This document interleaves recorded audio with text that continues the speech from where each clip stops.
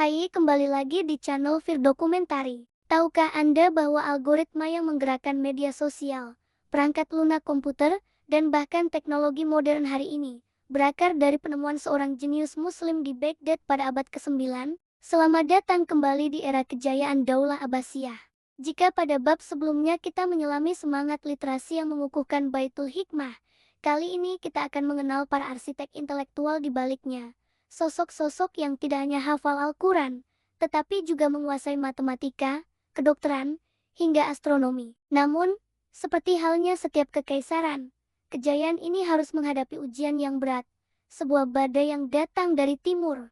Mari kita telaah bagaimana imperium ilmu ini berdiri megah, dan bagaimana ia menghadapi kehancuran yang memilukan. Mari berkenalan dengan para raksasa yang mengubah lintasan sejarah manusia. Di Baghdad, ilmuwan bukanlah sekadar pengikut, melainkan para inovator. Ada Muhammad bin Musa al-Khawarizmi, Bapak Al-Jabar. Bayangkan dunia tanpa angka nol, tanpa konsep ini dan metode algoritmik yang ia formulasikan, tidak akan ada perangkat komputasi, bahkan ponsel pintar yang Anda gunakan hari ini. Penemuannya adalah fondasi mutlak peradaban digital. Kemudian, ada Ibnu Sina, dikenal di Barat sebagai Avicenna, Bapak Kedokteran. Karyanya, Al-Qanun fi at-Tibb, menjadi panduan standar bagi para dokter di Eropa selama lebih dari 600 tahun. Kontribusinya adalah jembatan antara kedokteran kuno dan kedokteran modern. Tidak kalah penting, Razi, seorang pakar kimia dan kedokteran yang pertama kali secara ilmiah membedakan antara penyakit cacar dan campak. Keahliannya menandai kemajuan diagnostik yang revolusioner. Dan terakhir, Al-Farabi, yang dijuluki guru kedua setelah Aristoteles, seorang filsuf dan musisi ulung yang mengintegrasikan pemikiran Yunani dengan Islam. Namun, seiring gemilangnya ilmu pengetahuan, kekuatan politik di pusat Baghdad mulai meredup.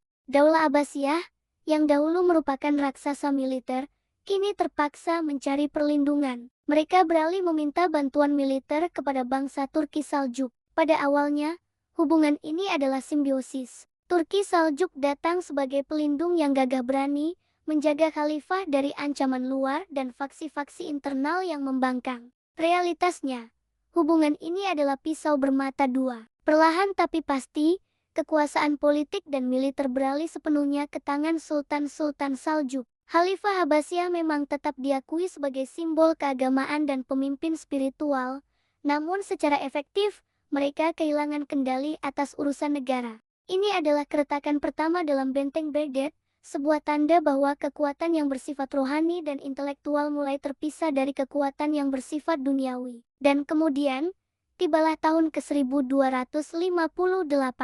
Inilah akhir yang paling memilukan bagi sebuah peradaban besar. Dari timur, datanglah badai manggel di bawah pimpinan Hulagukan. Mereka mengepung Baghdad, kota yang merupakan jantung ilmu pengetahuan dunia, dihiasi Baitul Hikmah yang megah, dihancurkan tanpa ampun. Sejarah mencatat sebuah kisah yang begitu tragis.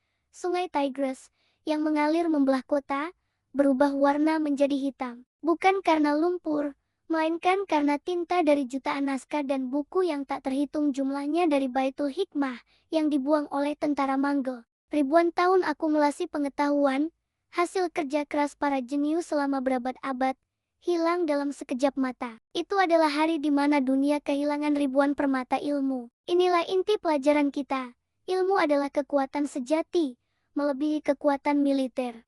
Walaupun Daulah Abbasiyah runtuh secara politik dan militer, warisan ilmu mereka tidak pernah padam. Karya-karya Al-Khawarizmi dan Ibnu Sina tidak bisa dibakar. Mereka abadi. Hikmah terbesar yang harus kita petik adalah, jangan pernah meremehkan literasi. Bangsa yang meninggalkan buku, yang melupakan ilmu, akan sangat mudah dikalahkan.